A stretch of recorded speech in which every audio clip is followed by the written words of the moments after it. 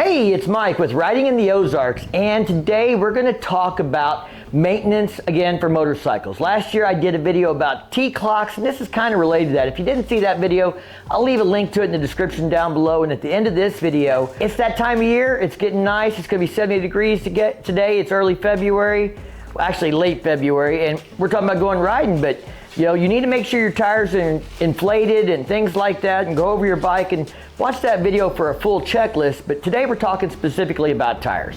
So tires are the 2 points of contact that keep you from wrecking, because that's what is all your grip. That's what you're riding on, just 2 points, front and rear tire. So it's very important that your tires are in good shape. Check them for wear and tear and cracks and things like that, but also having the right air pressure is critical.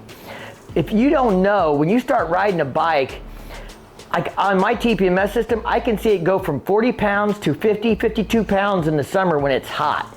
So if you're overinflated, it's going to get even more overinflated. And if you're underinflated, it's still not going to heat up enough to be where it should. Your tire should have a cold PSI rating on that. Check your owner's manual, make sure your PSI is right. But I know if you're anything like me and almost all my friends, we're all a little lazy about checking the tire pressure every time before we get on the bike. And that's where TPMS comes in. You can simply pull up your phone, check what your air pressure is. You don't have to worry about getting down there and laying on the ground, getting dirty, trying to find the valve stem, rolling the bike back and forth so you can see where it is, so that you can check the tire pressure just to find out that it's okay. So now you only have to mess with it, and you only have to do it when you need to. And that's one of the great things about TPMS. So we're going to put a FOBO 2 system on his bike today, and I'm going to show you how that works. And this is a great system. I've ran it over a year. I have it on both my bikes. I have it on my wife's bike. Very pleased with this product. So let's get into it.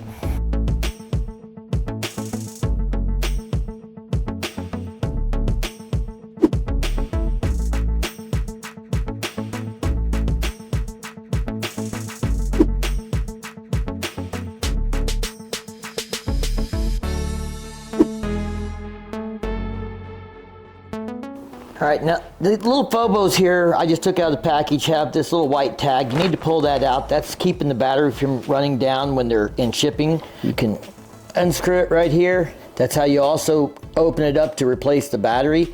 They take a small battery, like a watch battery.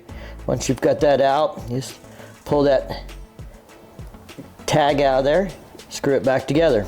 Go ahead and screw it on your front tire, and if you hear that, there's a little bit of air escaping as it's pressing on it.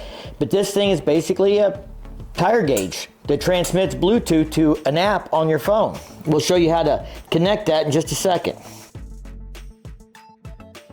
All right, after you install the app, you have to enable settings for it to be allowed to communicate. You have to enable Bluetooth, all these permissions. We're going to do that real quick. After you get this thing installed, there's a button you press to add a bike. Click this little plus, and then you're going to hold these up close to the valve stems. We've already removed the little battery pack paper, and you'll hold it next to the sensor and it'll detect it. So it'll tell you like rear or front. You proceed.